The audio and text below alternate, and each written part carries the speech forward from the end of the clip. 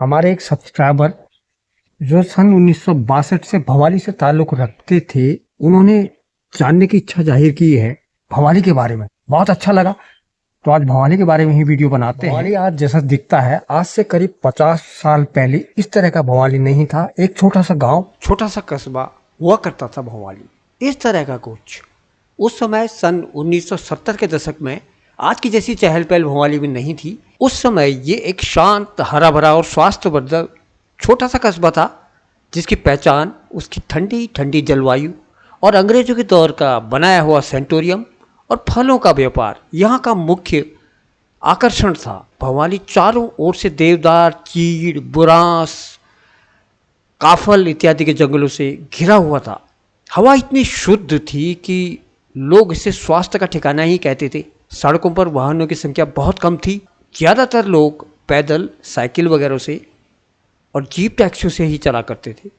रात में पूरा कस्बा शांत और तारों से भरा आसमान लिए हुए होता था। भवाली टीवी सेंटोरियम उस समय ही क्या, आज भी पूरे भारतवर्ष में प्रसिद्ध है। यहाँ दूर दराज से मरीज आते थे। दिल्ली, लखनऊ, कानपुर, पंजाब, बहुत जगह के लोग यहाँ पर टीबी के इलाज के लिए आया करते थे। सेंटोरियम के आसपास का इलाका बहुत ही शांत और हरियाली से भरपूर था। हरियाली की और स्वच्छ हवा के ही कारण यहाँ पर आधा तो मरीज वैसे ही ठीक हो जाता था। इसीलिए अंग्रेज़ों ने बड़े दिमाग से ये जगह चुनी होगी टीबी तपेदिक के रोगियों के लिए। स्थानीय लोग यहाँ पर नौकरी वगैरह किया करते थे। भवाली की फल मंडी बहुत प्रसिद्ध थी। आसपास के गांवों से रामगढ़, हरतोला, श्यामखेत, बेताल घाट, मुक्तेश्वर आदि से ट्रकों में फल आया करते थे। जीप में, ट्रकों में भर करके लोग फल भवाली में इकट्ठा किया करते थे और फिर भवाली से ही हल्द्वानी, काठगोदाम की तरफ ये फल भेजे जाते थे। भवाली के सेब और नाशपतियाँ, यहाँ की रामगढ़ की तरफ की सेब और नाशपतियाँ बहुत प्रसिद्ध हुआ करती थी उस समय। भवाली की आबादी भी बहुत कम थी। ज़्यादातर लोग सरकारी नौकरी और छोटा मोटा व्यापार, खेती वगैरह किया करते थे यहाँ पर। और भवाली के मार्केट में थोड़ी बहुत ही दुकानें हुआ करती थी। आज की तरह भारी भरकम मार्केट यहाँ पर नहीं थी। राशन, दवाई, कपड़े और चाय वगैरह की दुकानें यहाँ पर थीं। और भवाली में कुछ फल विक्रेता फल वगैरह बेचा करते थे। छोटी मोटी दुकानें शाम को 5-6 बजे के बाद ज़्यादातर यहाँ पर सुनसानी हो जाती थी। शाम के समय लोग चौपालों या दुकानों में बैठकर बातें वगैरह करते थे, रेडियो सुनते थे, गपशप मारते थे और अखबार पढ़ते थे। यही उस समय की दिनचर्या थी। उस समय आज की तरह भारी भरकम भीड़ वगैरह यहाँ पर चहल पहल और जाम लगने की समस्या नहीं थी। बिजली और टेलीफोन सीमित थे, लेकिन मानव संबंध बेहद गहरे और लोग एक दूसरे से प्यार करने वाले हुआ करते थे। उस समय मोबाइल का युग नहीं था, इस वजह से एक दूसरे से प्यार करते थे उस समय के लोग। नैनीताल से भवाली की सड़क तब भी थी, लेकिन घुमावदार और कम चौड़ी थी। यहाँ से 3 मुख्य मार्ग ही जाया करते थे, जो आज भी हैं।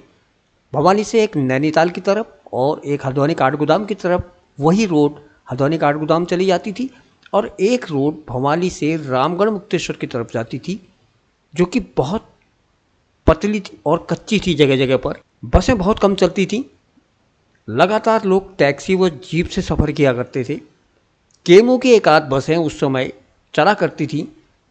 काठगोदाम पहुंचने में उस समय 1.5 घंटा करीब लगता था और अभी भी उतना ही लगता है। बस वगैरह ज़्यादातर केमू और रोडवेज की बसें हुआ करती थी। लोग ज़्यादातर धार्मिक प्रवृत्ति के होते थे, एक दूसरे का सहयोग करने वाले। यहाँ पर भवानी माता का एक मंदिर था। उसी भवानी माता के मंदिर के उससे इसका नाम हो सकता है भवाली पड़ा होगा। और साल में एक बार नंदा देवी का मेला आयोजित होता था। वर्षों से वो आज भी आयोजित होता है।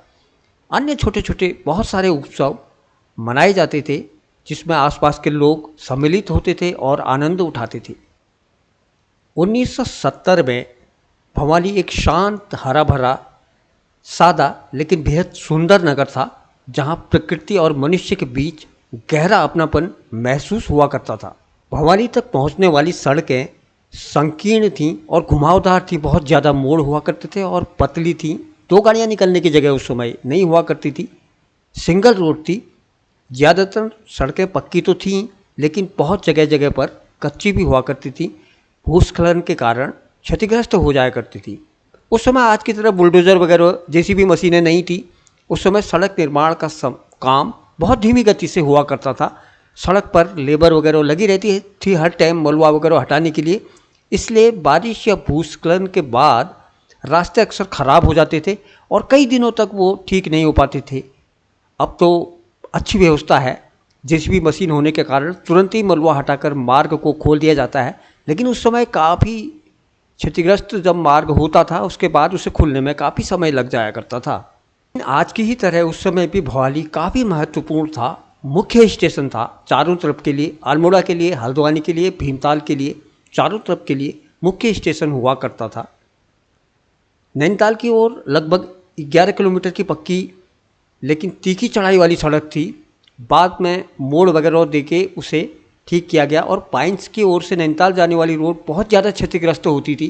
एक बार मलबा आने के बाद कई महीनों तक वो रोड बाधित रहती थी। मुक्तेश्वर की ओर तंग, मोड़दार और सुंदर घाटियों से होकर निकलने वाले रास्ते थे।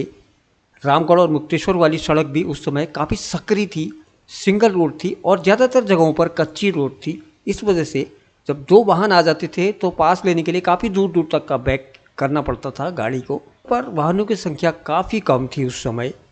कुछ सरकारी बसें और केमू की बसें, कुछ जीपें, टैक्सियाँ और थोड़े बहुत साइकिल और पैदल यात्री ज़्यादा देखने को मिलते थे। उस समय भवानी से लेकर अल्मोड़ा तक भी लोग पैदल यात्रा किया करते थे। बरसात के मौसम में भवाली की सड़कें अक्सर कीचड़ और पत्थरों से भर जाती थी। कई बार भूस्खलन के कारण एक एक हफ्ते तक बंद रहती थी और यात्री पास के ढाबों में, घरों में रुका करते थे। लोक निर्माण विभाग के कर्मचारी हमेशा ही फावड़े और बेलचे लेकर खड़े रहते थे, रोड पर दिखाई देते थे और वो मलबा वगैरह हटाने का काम करते थे। जेसीबी मशीन के आने से अब बहुत कम मात्रा में दिखाई देते हैं इस तरह के कर्मचारी। उस समय पर सड़कों के किनारे कुछ छोटे छोटे ढाबे, चाय की दुकानें और फल बेचने वाले ठेले हुआ करते थे। खासकर आज की तरह बड़े बड़े रेस्टोरेंट वगैरह नहीं थे, होटल वगैरह नहीं थे। भवाली बाज़ार के आसपास थोड़ी बहुत चहल पहल देखने को मिलती थी, लेकिन बाहर की सड़कें एकदम शांत और 5-6 बजे के बाद बिल्कुल शांत हो जाया करती थी। समय सड़कें भले ही तंग थीं, टूटी फूटी थीं, लेकिन उनमें एक अलग ही सुकून था। वहाँ ट्रैफिक का शोर नहीं था, बस हवा और पेड़ों की सरसराहट, खुशबू और पहाड़ों की शांति। वीडियो मैंने आप लोगों को बनाने के लिए भवाली की स्थिति को दिखाने की कोशिश करी। आप सब लोग यहाँ तक जुड़े रहे, बहुत बहुत धन्यवाद आपका, हार्दिक धन्यवाद। मिलते हैं एक और अच्छी सी वीडियो के साथ, तब तक के लिए आज्ञा दीजिए। नमस्कार।